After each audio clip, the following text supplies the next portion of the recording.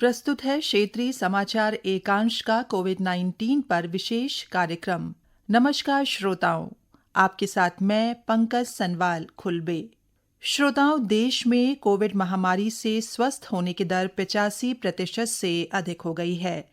पिछले 24 घंटों में 82,000 से अधिक रोगी स्वस्थ हुए हैं। स्वास्थ्य मंत्रालय ने कहा है कि देश में अब तक 59,88,000 से अधिक रोगी कोविड से स्वस्थ हुए हैं।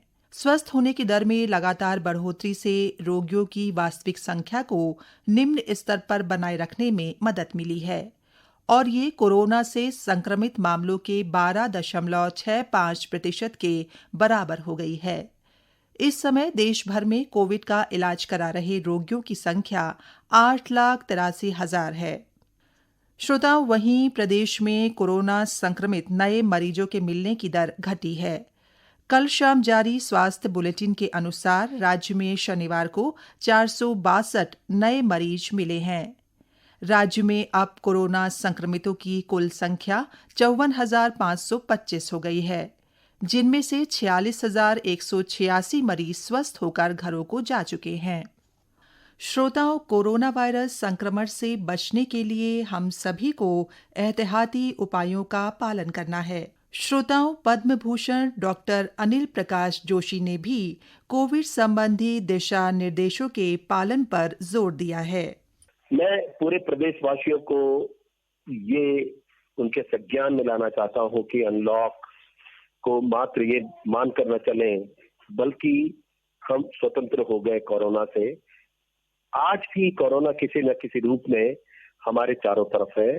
शायद आज एक बड़ी आवश्यकता हमारी ये भी है कि जहां एक तरफ हमें अपनी देश, शहर, गांव की आर्थिकी पर काम करना है, वहीं दूसरी तरफ अपने को स्वस्थ रखने के लिए भी रास्ते ढूंढने हैं।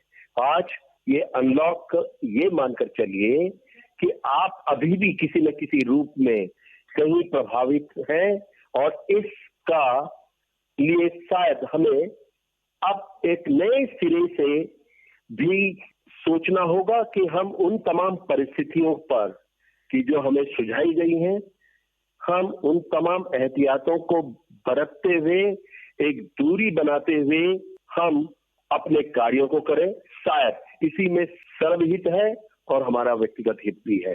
तो हमें आइए अब नए तरीके से हमें अब इस अनलॉक में अपने जीवन की एक बेहतर तरीके से शुरुआत करनी होगी। मैं समझता हूं कि इन सब के बाद आज भी आवश्यकता है कि हम मास्क का उपयोग करते चलें, दूरी बना के रखें, हम स्वच्छ रहने के, कभी घर में बाहर से जब भी होकर आए तो हम सैनिटाइजर का उपयोग करें या हमारे पास जो भी उपलब्ध है उन तमाम सावधानियों को बरतते हुए हम अपने आगे की शुरुआत करें। श्रोताओं, लोक कलाकार डॉक्टर प्रीतम भरतवाण ने भी लोगों से सावधानी बरतने की अपील की है। नमस्कार, मैं डॉक्टर प्रीतम भरतवाण जो बोलने लगे। आप सभी लोग से, भाई बहनों से, दीदी बोलियों से और पूरा जितना भी हमारा उत्तराखंड प्रवासी, हमारा उत्तराखंड का रहवासी जन है, आप सब लोगों से निवेदन है कि आप ये कोरोना काल में मास्क पहना और 2 गज की दूरी, मास्क से जरूरी और बिल्कुल ये बीमारी आप हल्का में न लिया। अगर आप सोचना चल लगे कि सब कुछ सामान्य वेगी,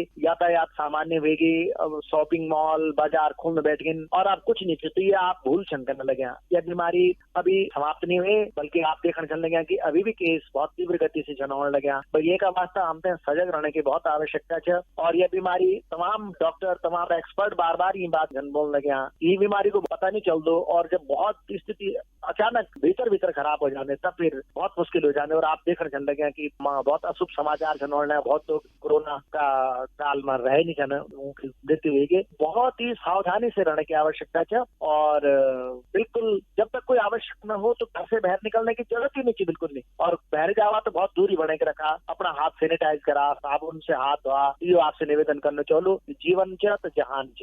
धन्यवाद, नमस्कार। जी हाँ श्रोताओं, कोरोना वायरस के संक्रमण से बचाव के लिए हम सबको सभी जरूरी एहतियाती उपायों का पालन करना आवश्यक है। इसके लिए हमें मास्क पहनना बहुत जरूरी है और मास्क ऐसे पहने कि नाक और मुंह दोनों ढके रहें। अपने हाथों को धोते रहें और जहां पर हाथ धोने की सुविधा नहीं है वहां पर आप सैनिटाइजर का प्रयोग करें। जहां भी आप जाएं कोशिश करें कि सोशल डिस्टेंसिंग बनी रहे। श्रोताओं, इन एहतियाती उपायों का पालन कर हम कोरोना संक्रमण से अपने आप को और अपने परिवार को बचा कर रख सकते हैं। और आइए श्रोताओं, अब सुनते हैं कोरोना वायरस संक्रमण पर स्वास्थ्य विशेषज्ञ डॉक्टर A.K. वार्ष्णेय से आकाशवाणी संवाददाता आनंद श्रीवास्तव की बातचीत। डॉक्टर वार्ष्णेय, सबसे पहले आपसे ये समझने की कोशिश करेंगे कि भारत में पिछले 3 सप्ताह से संक्रमित मरीजों की तुलना में ठीक होने वाले लोगों की संख्या ज्यादा है। ये एक सकारात्मक संदेश तो है, इसको कैसे देखते हैं? क्या कोरोना की रफ्तार धीरे धीरे कम हो रही है? देखिए, ये एक तो अच्छी बात है कि जो मतलब रिकवरी रेट जिसको हम बोलते हैं कि जो ठीक हो रहे हैं वो लगभग 80-88% के करीब पहुंच रही है काफी जगह, तो ये अच्छी बात है। लेकिन जो संक्रमण एक बार पीक में गया था, लगभग 97,000 गए थे, वो अब घट के जो 70,000 के करीब आ गए हैं। तो ये कम तो हो रहे हैं, लेकिन फिर भी हम जैसे बार बार सभी लोग कहते हैं कि हमें स्लैक होने की जरूरत नहीं है जी, क्योंकि एक तो हमने सारी एक्टिविटी खोल दी है और हम लॉकडाउन पूरा जो है लगभग खुल चुका है जी, और सामाजिक गतिविधियां भी बढ़ रही हैं, व्यावसायिक गतिविधियां भी बढ़ रही हैं, ट्रांसपोर्ट भी सब जगह हो रहा है, पब्लिक बाहर निकल के आ रही है। और ये हम लोगों ने देखा है कि पीछे के कुछ उदाहरण के जहां पे भी लोग ज्यादा इकट्ठे होते हैं, मान लीजिए कोई रिलीजियस फंक्शन है या कोई बड़ी गैदरिंग है, तो फिर इन्फेक्शन की रेट बढ़ जाते हैं। बिल्कुल। और दूसरे, अब ये जैसे हमारे माननीय प्रधानमंत्री जी ने भी बोला और हम साइंटिस्ट कम्युनिटी के आगे जो है विंटर आने वाला है। अब ये अक्टूबर शुरू हो गया, नवंबर, दिसंबर या जनवरी, ये जो विंटर के महीने होते हैं, ज्यादातर इसमें रेस्पिरेटरी वायरस जो है ज्यादा एक्टिव हो जाते हैं और उनकी एक्टिविटी बढ़ जाती है। क्योंकि कोरोना भी एक रेस्पिरेटरी वायरस है और ये पहला विंटर होगा, तो ये किस तरीके से बिहेव करेगा ये तो कहना मुश्किल है, लेकिन संभावना है कि इसकी एक्टिविटी बढ़ जाए। तो इसलिए एहतियात रखना बहुत जरूरी है। और जो जन आंदोलन की आपने अभी बात करी, उसमें वही 3 फैक्टर हैं जो हर बार हम लोग लगातार बताते रहे हैं कि हमेशा मास्क पहन के रखें जब भी आप घर से बाहर निकलें, सामाजिक दूरी जितनी भी पॉसिबल हो बना के रखें और लगातार अपने हाथों की साबुन पानी से सफाई करते रहें। डॉक्टर वार्ष्णेय, कोरोना को लेकर जैसे जैसे समय बीतता जा रहा है वैसे वैसे कई शोध भी प्रकाशित हो रहे हैं और कुछ ऐसी भी चीजें हैं जो लोगों के जहन में बैठ गई हैं, उन्हें पता नहीं है कि ये सही है या गलत। इस कार्यक्रम के माध्यम से हम उस पर भी चर्चा करते हैं। आपसे ये समझने की कोशिश करेंगे कि क्या कोरोना वायरस की चपेट में आने वाले लोगों के आंख में धुंधलापन आ जाता है? हाँ, देखिए, ये रिपोर्ट है, चूंकि कोरोना वायरस मुख्यतः तो देखिए जो है अपर रेस्पिरेटरी इन्फेक्शन होता है जी, और ज्यादातर केस माइल्ड होते हैं, परंतु ज्यादातर ये लंग्स में अफेक्ट करता है। लेकिन चूंकि ये वायरस है तो ऐसी काफी रिपोर्टें आई हैं कि ये हमारे नर्वस सिस्टम को भी अफेक्ट कर सकता है। और जब नर्वस सिस्टम अफेक्टेड होता है तो उसमें पेशेंट को जो है मिर्गी के दौरे भी पड़ सकते हैं, उसमें याददाश्त की भी कमजोरी हो सकती है, उसमें पैरालिसिस भी हो जाती है। ये ब्रेन में या तो ऑक्सीजन की कमी से हो सकती है या क्लॉटिंग की वजह से। इसी तरीके से आंखों में भी जो है इसका असर देखा गया है कि कुछ परसेंटेज में 1-8% केस में रिपोर्टेड आई हैं कि कंजक्टिवाइटिस हो जाती है, जो आंखों की झिल्ली होती है उसमें इन्फेक्शन हो जाता है और उसको कंजक्टिवाइटिस, उससे जो है आंखों की रोशनी पे भी असर पड़ सकता है, धुंधलापन हो सकता है। परंतु ये रेयर केसेज हैं। कुछ केसेज में सुनाई देने में भी जो है खबरें आई हैं कि उनको सुनाई देने में भी परेशानी है। एक्यूट इन्फेक्शन हो गया उनका कॉक्लियर इम्प्लांट जो सिस्टम होता है और उसको एक्यूट हियरिंग लॉस भी हुआ। तो ये केसेज इक्का दुक्का जरूर आए हैं कि जहां आंखों से भी प्रभावित हुआ है, हमारे कान भी प्रभावित हुए हैं, ब्रेन का सिस्टम भी प्रभावित हुआ। परंतु मुख्यतः जो लक्षण है वो रेस्पिरेटरी होते हैं और जो ज्यादातर केसेज में जो डेथ होती है वो यही होता है कि जब निमोनिया हो जाता है और उसमें ऑक्सीजन लेवल बहुत कम हो जाता है और उसमें अगर समय पर उपचार नहीं मिल पाता, पेशेंट वेंटिलेटर पर चले जाते हैं और फिर उन केसेज में मॉर्टेलिटी होती है। डॉक्टर वार्ष्णेय, यहाँ कुछ लोगों के जहन में ये भी सवाल है कि क्या कोरोना वायरस रीढ़ की हड्डी पर भी असर डालता है? ये क्वेश्चन क्या आपने कि जो रीढ़ की हड्डी है, जो बैकबोन है। हाँ, देखिए वही जो है, ये मतलब स्पाइनल जो कॉर्ड होती है हमारी, हाँ, जो रीढ़ की हड्डी में जैसे मैंने ब्रेन और स्पाइनल कॉर्ड भी अफेक्टेड हो सकती है और कुछ केसेज में ऐसे आए हैं कि हाथ पैरों में कमजोरी के लक्षण भी आए हैं और स्पाइनल कॉर्ड पे भी असर आया, लेकिन जो हड्डियां एज सच हैं उनको नहीं है, लेकिन जो हड्डियों के बीच में स्पाइनल कॉर्ड है उसमें इन्फ्लामेशन या वायरस कर सकता है और उसकी वजह से पेशेंट में कई बार पैरालिसिस के कुछ केसेज भी रिपोर्टेड हुए।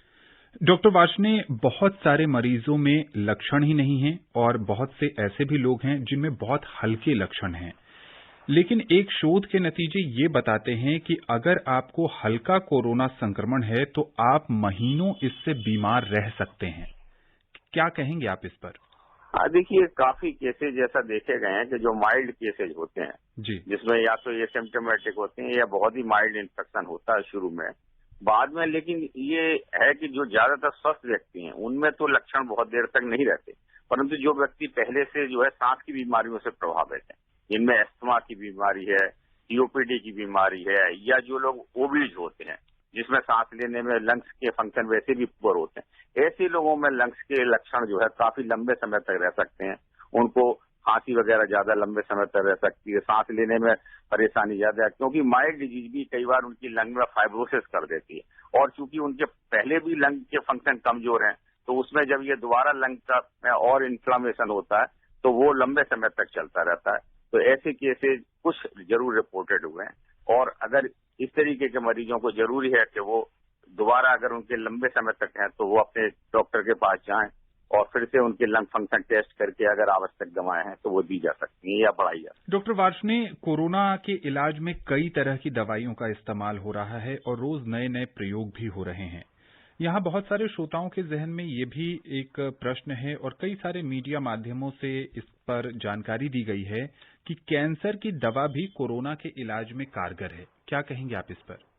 देखिए, बहुत सी दवाइयां जो है कोरोना में, चूंकि अभी स्पेसिफिक कोई मेडिसिन नहीं आई है जी, तो बहुत सी दवाइयां जो पहले हम कई बीमारियों में इस्तेमाल करते रहे हैं वो कोरोना में लोग आज जगह जगह ट्राई कर रहे हैं। इसको हम रीपर्पजिंग कहते हैं, ड्रग का रीपर्पजिंग करना। मेन बीमारी किसी चीज के लिए होती है परंतु कोरोना के लिए यूज करते हैं। इसी तरीके से जो जैसे आपने एंटी कैंसर मेडिसिन की बात की तो जो सेरोलिमस ड्रग है या उसके रेपामाइसिन होता है जिसका सेरोलिमस के नाम से आता है या उसके जो और डेरिवेटिव होते हैं वो कई जगह इस्तेमाल किए गए हैं और उनके कुछ इफेक्ट लोगों ने देखे हैं। इसी तरीके से जो है इम्यूनोमॉड्यूलेटर ड्रग हैं जैसे टॉसिमिलिजुर है या उसके कुछ और इम्यूनोमॉड्यूलेटर वो भी इस्तेमाल किए गए हैं, परंतु अभी इनके देखिए बहुत ज्यादा जो है स्टडी की जरूरत नहीं है और स्टडी की जरूरत है और ये इतनी ज्यादा मतलब ये नहीं है कि फ्रंट लाइन दवा बन गई है। तो काफी जगह लोग आगे एक्सपेरिमेंट कर रहे हैं, रीपर्पजिंग कर रहे हैं, परंतु अभी हम ऐसा नहीं कह सकते कि ये पर्टिकुलर ड्रग जो है वो वायरस पे बहुत ज्यादा असर कर रही है और ये उसकी डेफिनेटिव ट्रीटमेंट। जी बिल्कुल, क्योंकि ये नोवेल कोरोना वायरस है और इस पर बहुत ज्यादा तथ्य मौजूद नहीं हैं, इसलिए जैसे जैसे समय आगे बढ़ता जा रहा है वैसे वैसे शोध हो रहे हैं, प्रयोग हो रहे हैं और प्रयोग के नतीजों के आधार पर ही डॉक्टर्स ये तय करते हैं कि कौन सी दवा किस मरीज पर कितना कारगर होगी। डॉक्टर वार्ष्णेय, चलते चलते हमारे श्रोताओं को क्या संदेश देंगे जब अनलॉक 5 में बहुत सारी चीजें खुल गई हैं? बिल्कुल, देखिए यही संदेश देने हैं कि जब तक हमारे लिए कोई वैक्सीन नहीं उपलब्ध आती तब तक बचाव ही एक तरीके से इसकी वैक्सीन है और बचाव के वही 3 चीजें हैं जो बार बार हम लगातार कहते हैं कि अच्छा मास्क, बाहर जब भी घर से बाहर निकलें मास्क पहन के रखें, सामाजिक दूरी जितनी रख सकते हैं वो रखने की कोशिश करें और अपने हाथों को अच्छी तरीके से सफाई करते रहें जी, और स्वस्थ भोजन लेते रहें और अल्कोहल या नशा या स्मोकिंग इस तरीके का कोई सेवन ना करें। रेगुलर हल्की एक्सरसाइज करते रहें, योगा वगैरह आप कर सकते हैं, वो भी इम्यूनिटी बढ़ाता है और इम्यूनिटी बूस्टर बहुत सी आयुर्वेदिक औषधियां हैं जो हमारा आयुष मंत्रालय बता रहा है, उनका सेवन भी कर सकते हैं उचित मात्रा में। अगर हम ये सब करेंगे तो हम इस इन्फेक्शन से अपने को बचा सकते हैं और समाज भी को भी हम इस तरीके से इस बीमारी से बचा सकते हैं। जी बिल्कुल। डॉक्टर वार्ष्णेय, आकाशवाणी के इस खास कार्यक्रम से जुड़ने के लिए और विशेषज्ञ राय साझा करने के लिए आपका बहुत बहुत शुक्रिया। श्रोताओं, कोरोना वायरस संक्रमण से बचने के लिए हम सबको खुद जागरूक रहना है और अपने परिवार और मित्रों को जागरूक करना है। इसी के साथ हमारा आज का कार्यक्रम यहीं पर समाप्त होता है। नमस्कार।